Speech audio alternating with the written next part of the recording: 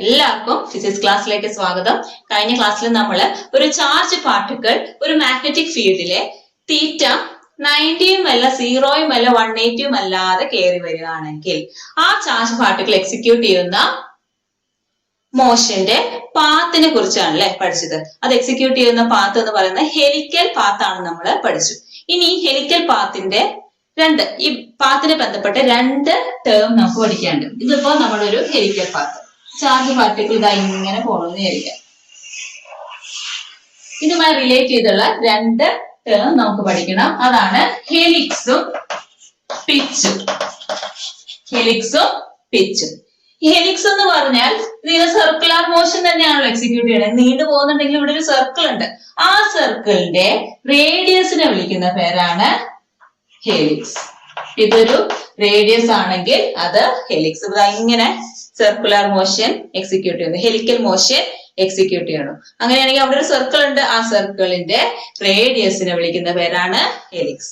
ഇനി പിച്ച് എന്ന് പറയുന്നത് ഒരു റൊട്ടേഷൻ. അപ്പൊ ഇവിടെ നിന്ന് സ്റ്റാർട്ട് ചെയ്തിട്ട് ഇവിടെ എത്തി. ഇത് റൊട്ടേഷൻ ആണല്ലോ. ഒരു റൊട്ടേഷനിലെ ഈ ചാർജ് പാർട്ടിക്കിൾ ഈ ഒരു ഡയറക്ഷനില് കവർ ചെയ്യുന്ന ഡിസ്റ്റൻസ് ഉണ്ട്. അതായത് മാഗ്നറ്റിക് ഫീൽഡിന്റെ ഡയറക്ഷനിൽ കവർ ചെയ്യുന്ന ഡിസ്റ്റൻസ്, അതിനെ വിളിക്കുന്ന പേരാണ് പിച്ച്. ഒരു റൊട്ടേഷനിലെ ചാർജ് പാർട്ടിക്കിൾ ഇങ്ങനെ ഒരു ഡയറക്ഷൻ കവർ ചെയ്യും. ഇങ്ങനെ കവർ ചെയ്തില്ലായിരുന്നെങ്കിൽ നേരെ ഇങ്ങനെ കറങ്ങിക്കൊണ്ടേ ഇരുന്നിരുന്നു. ഇങ്ങനെ ഡിസ്റ്റൻസ് കവർ ചെയ്യും. ആ ഡിസ്റ്റൻസിനെ വിളിക്കുന്ന പേരാണ് പിച്ച് എന്ന് പറയുന്നത്. രണ്ട് ടേം നമ്മൾ പരിചയപ്പെട്ടു, ഹെലിക്സും പിച്ചും. നമ്മൾ മാഗ്നറ്റിക് ഫോഴ്സിന്റെ ഇക്വേഷൻ പഠിച്ചിട്ടുണ്ട് അല്ലെ. മാഗ്നറ്റിക് ഫോഴ്സിന്റെ ഇക്വേഷൻ നമുക്ക് എങ്ങനെ കിട്ടാം? F is equal to Q into V cross B. F is equal to Q into V cross B ആണ് മാഗ്നറ്റിക് ഫോഴ്സിന്റെ ഇക്വേഷൻ. നമുക്കറിയാം.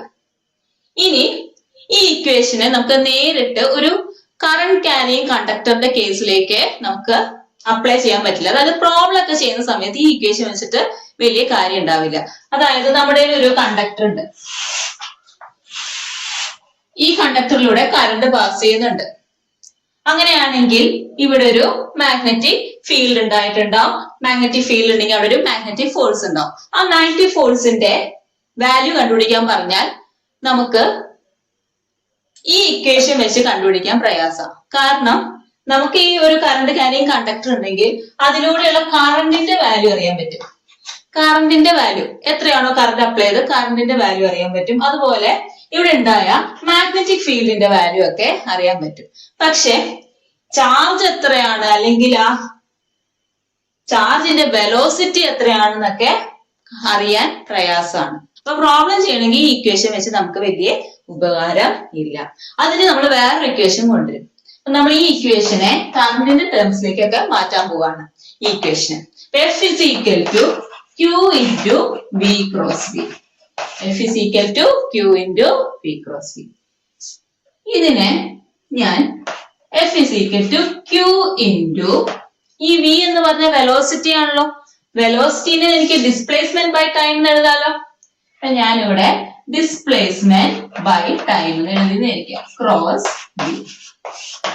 ഈ ടൈം എന്ന് പറയുന്നത് വെക്റ്റർ ക്വാണ്ടിറ്റി അല്ല, സ്കേലാർ ക്വാണ്ടിറ്റിയാ. അയാളെ പുറത്തെടുക്കാലോ.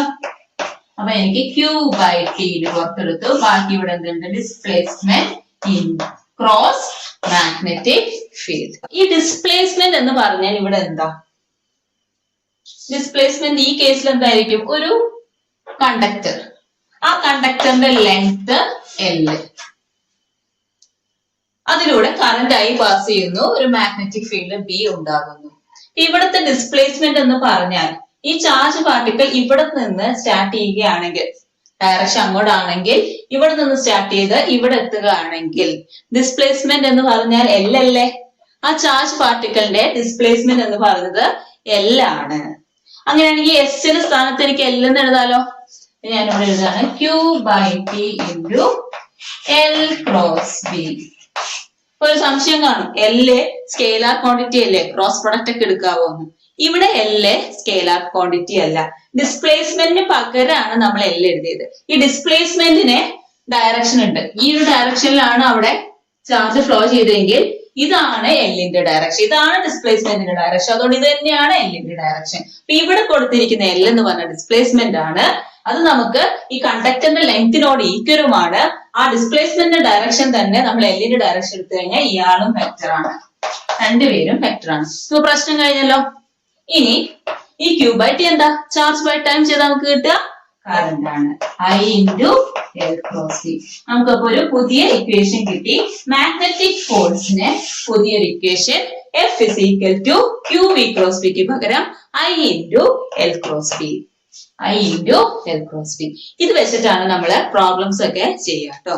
ഇനി നമ്മള് ലോറൻസ് ഫോഴ്സ് എന്താന്ന് കാണുകയാണ്. ലോറൻസ് ഫോഴ്സ് ഇതുവരെ കേട്ടിട്ടില്ലാത്ത ഫോഴ്സ് ആണല്ലേ, ലോറൻസ് ഫോഴ്സ്. ഈ ലോറൻസ് ഫോഴ്സ് എന്ന് പറഞ്ഞാൽ ഒരു സ്ഥലത്ത് ഇലക്ട്രിക് ഫീൽഡും മാഗ്നറ്റിക് ഫീൽഡും ഉണ്ടെങ്കിൽ അവിടെ ഇലക്ട്രിക് ഫോഴ്സും ഉണ്ടാവും, മാഗ്നറ്റിക് ഫോഴ്സും ഉണ്ടാവും. ഇവരെ രണ്ടുപേരെയും കമ്പൈൻ ചെയ്തിട്ട് പറയുന്നതിനെയാണ് നമ്മൾ ലോറൻസ് ഫോഴ്സ് എന്ന് പറയാം. Combined effect of electric force and magnetic force. അങ്ങനെയാണെങ്കിൽ ഈ ഫോഴ്സുകളുടെ സെപ്പറേറ്റ് ഇക്വേഷൻ നമുക്കറിയാലോ.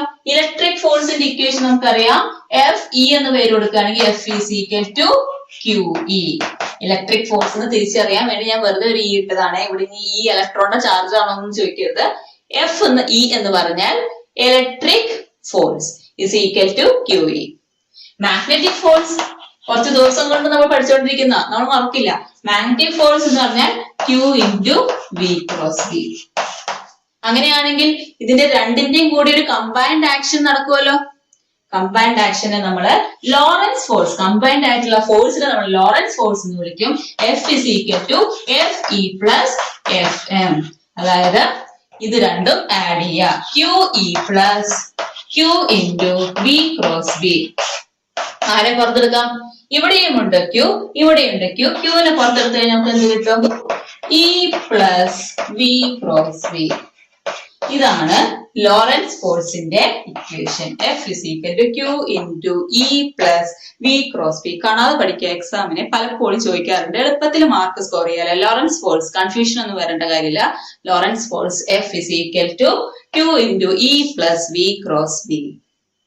ക്ലിയർ അല്ലേ? Charge particle combined electric and magnetic ഫീൽഡിലേക്ക് കയറി കഴിഞ്ഞാൽ ആ ചാർജ് പാർട്ടിക്കിളിന് എന്ത് പറ്റും നോക്കാം. ഇത്രയുള്ള ക്ലാസ്സുകളിൽ നമ്മൾ കണ്ടത് ഒരു ചാർജ് പാർട്ടിക്കിൾ വെറുതെ ഒരു മാഗ്നറ്റിക് ഫീൽഡിലേക്ക് എൻ്റർ ചെയ്ത് കഴിഞ്ഞാൽ എന്തൊക്കെ സംഭവിക്കുന്ന.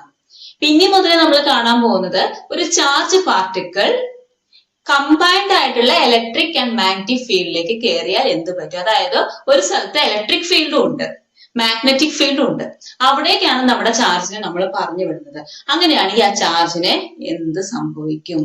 ഇതാണ് നമുക്ക് നോക്കാനുള്ളത്. ഇതിന് ഒരുപാട് കേസ് ഉണ്ട്. ചാർജ് പാർട്ടിക്കിൾ പാരലൽ ആയിട്ട് എൻ്റർ ചെയ്യാം, പെർപെൻഡിക്കുലർ ആയിട്ട് എൻ്റർ ചെയ്യാം, പല രീതിയിൽ പെർപെൻഡിക്കുലർ ആയിട്ട് എൻ്റർ ചെയ്യാം. ഒരാൾക്ക് പെർപെൻഡിക്കുലർ, മറ്റൊരാൾക്ക് പാരലൽ, അങ്ങനെ ഒരുപാട് കേസുകളുണ്ട്. നമുക്ക് NCERT നമ്മുടെ സിലബസിൽ രണ്ട് കേസേ പഠിക്കാനുള്ളൂ. ആദ്യത്തെ കേസ് മ്യൂച്വലി പെർപെൻഡിക്കുലർ ആയിട്ടിരിക്കുന്ന ഒരു ഇലക്ട്രിക് ഫീൽഡും മാഗ്നറ്റിക് ഫീൽഡും ഉണ്ടെന്ന് വിചാരിക്കാം. മ്യൂച്വലി പെർപെൻഡിക്കുലർ ആയിട്ടുള്ള ഒരു ഇലക്ട്രിക് ഫീൽഡും മാഗ്നറ്റിക് ഫീൽഡും ഉണ്ടെങ്കിൽ ആ ഫീൽഡിലേക്ക് പെർപെൻഡിക്കുലർ ആയിട്ട് ഇവർക്ക് രണ്ടുപേർക്കും പെർപെൻഡിക്കുലർ ആയിട്ട് ചാർജ് ചെന്നാൽ ആ ചാർജ് എന്ത് ചെയ്യും? അതാണ് നമ്മൾ കാണാൻ പോകുന്നത്. അപ്പൊ ഒന്നും കൂടി പറയാം. ഒരു സ്ഥലത്ത് മ്യൂച്വലി പെർപെൻഡിക്കുലർ ആയിട്ട് ഇലക്ട്രിക് ഫീൽഡും മാഗ്നറ്റിക് ഫീൽഡും. അപ്പൊ മനസ്സിലേക്ക് വരണം, മ്യൂച്വലി പെർപെൻഡിക്കുലർ ആയിട്ട് ഇലക്ട്രിക് ഫീൽഡും മാഗ്നറ്റിക് ഫീൽഡും. അവിടേക്ക് ഇവർക്ക് രണ്ടാൾക്കും പെർപെൻഡിക്കുലർ ആയിട്ട് ചാർജ് കയറുന്നു. അപ്പൊ ഇവിടുത്തെ മാഗ്നറ്റിക് ഫീൽഡ് ഡയറക്ഷൻ ഇതും ഇലക്ട്രിക് ഫീൽഡ് ഡയറക്ഷൻ ഇതും ആണെങ്കിൽ എങ്ങനെയായിരിക്കും ചാർജ് കയറേണ്ടത്? ഇത് രണ്ടും ആണെങ്കിൽ ചാർജ് കയറേണ്ടത് ഈ ഒരു ഡയറക്ഷനില്. അപ്പോ ഇതിന് രണ്ടിനും പെർപെൻഡിക്കുലർ ആയി. അപ്പൊ അങ്ങനെ ഒരു സിറ്റുവേഷൻ നമുക്ക് വരച്ചു നോക്കാം. ഒരു മാഗ്നറ്റിക് ഫീൽഡ് വരച്ചു. മാഗ്നറ്റിക് ഫീൽഡ് ഏതാണ് ഡയറക്ഷൻ? മാഗ്നറ്റിക് ഫീൽഡിന്റെ magnetic field direction X axis ഇട്ടാൽ മാഗ്നറ്റിക് ഫീൽഡ് ഡയറക്ഷൻ അകത്തേക്ക്. ഇനി ഇവിടെ ഞാൻ ഒരു ഇലക്ട്രിക് ഫീൽഡും വേണമല്ലോ. ഇലക്ട്രിക് ഫീൽഡും കൂടി വരയ്ക്കുകയാണ്. ഇപ്പൊ രണ്ട് പ്ലേറ്റ് ഇവിടെ വെച്ചിട്ടുണ്ടെന്ന് വിചാരിക്കും. മാഗ്നറ്റിക് ഫീൽഡ് തന്നെ ഇവിടെ ഒരു പ്ലേറ്റ്. ഇത് പോസിറ്റീവ് പ്ലേറ്റും ഇത് നെഗറ്റീവ് പ്ലേറ്റും. അങ്ങനെയാണെങ്കിൽ ഇലക്ട്രിക് ഫീൽഡിന്റെ ഡയറക്ഷൻ ഇതല്ലേ?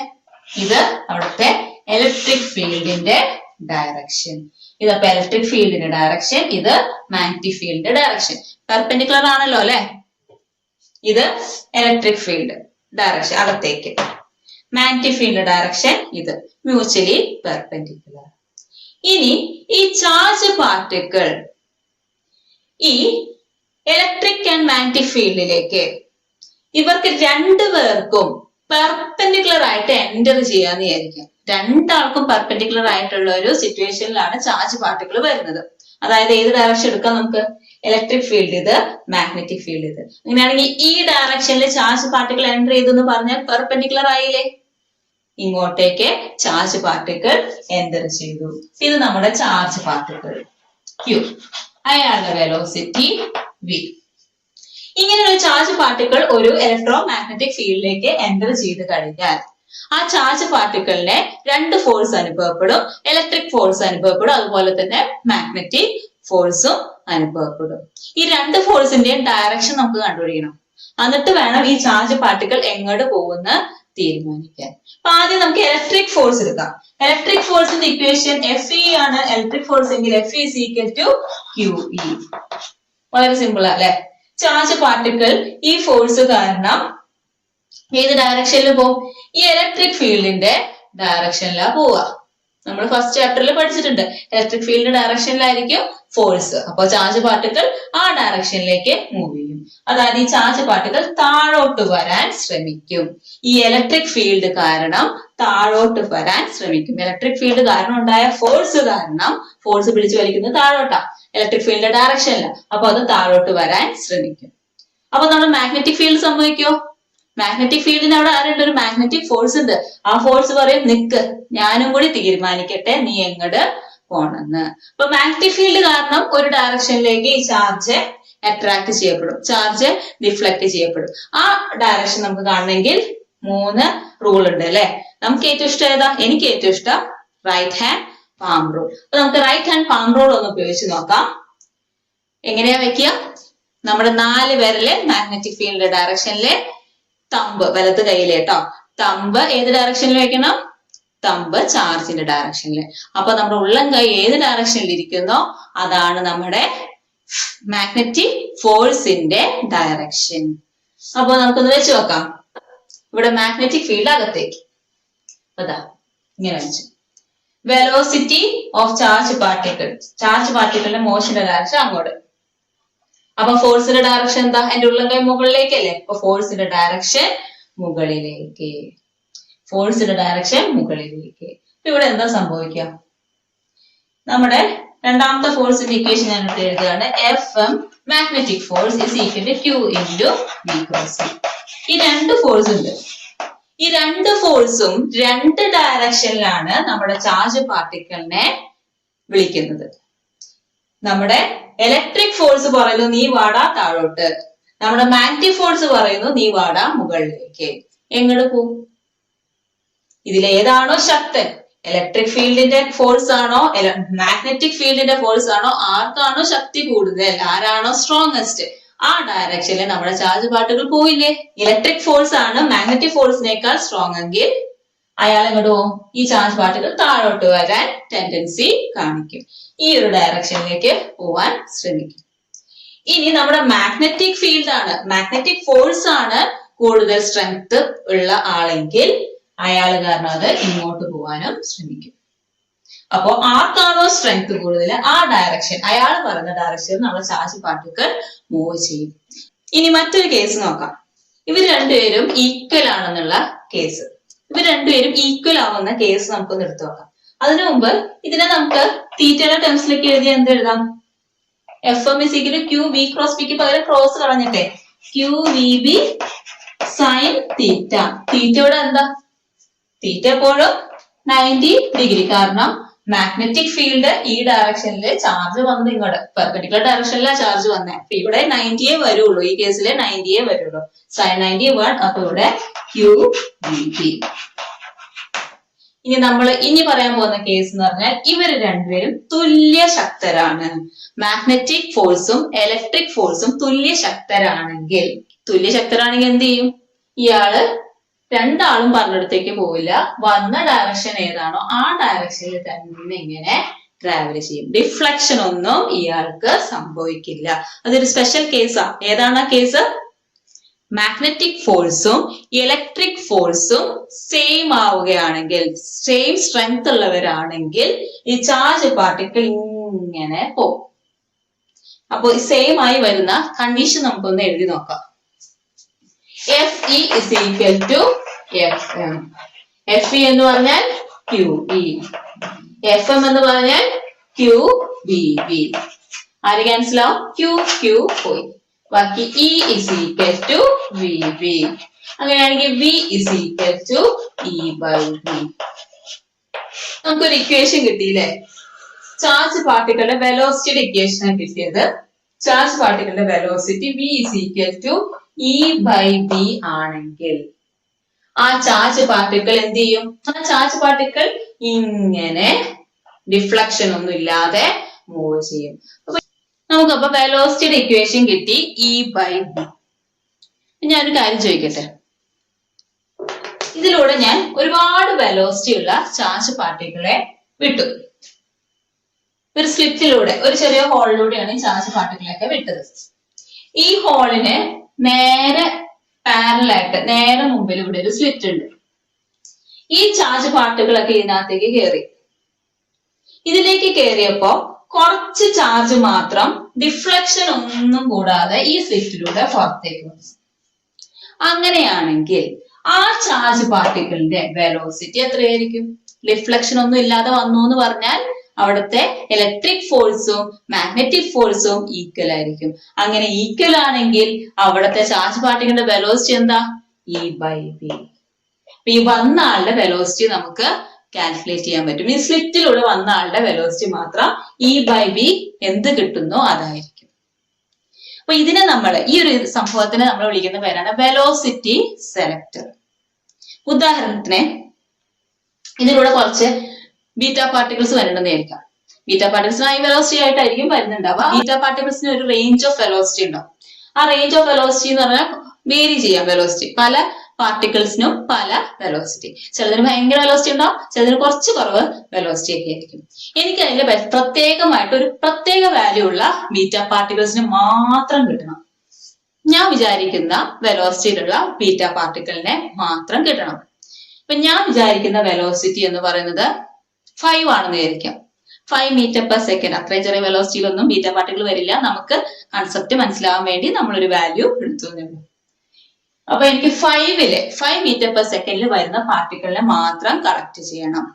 അപ്പൊ അതിന്റെ അർത്ഥം ഈ സ്ലിറ്റിലൂടെ, ഇവിടെ നമ്മൾ സ്ലിറ്റ് കൊടുത്തിട്ടുണ്ട്, ആ സ്ലിറ്റിലൂടെ 5 മീറ്റർ പെർ സെക്കൻഡ് ഉള്ള ആള് മാത്രം പുറത്തേക്ക് വരണം. ഈ സ്ലിറ്റിലൂടെ ആരാ വരിക? ഡിഫ്ലക്ഷൻ ഒന്നും ഇല്ലാത്ത ചാർജ് പാർട്ടിക്കിൾ ആണ് ഇങ്ങോട്ട് വരിക. ആ ഡിഫ്ലക്ഷൻ ഒന്നും ഇല്ലാത്ത ചാർജ് പാർട്ടിക്കിളിന്റെ വെലോസിറ്റി എങ്ങനെയിരിക്കണം? V is equal to E/B. അപ്പൊ നമ്മൾ എന്ത് അഡ്ജസ്റ്റ് ചെയ്താൽ മതി?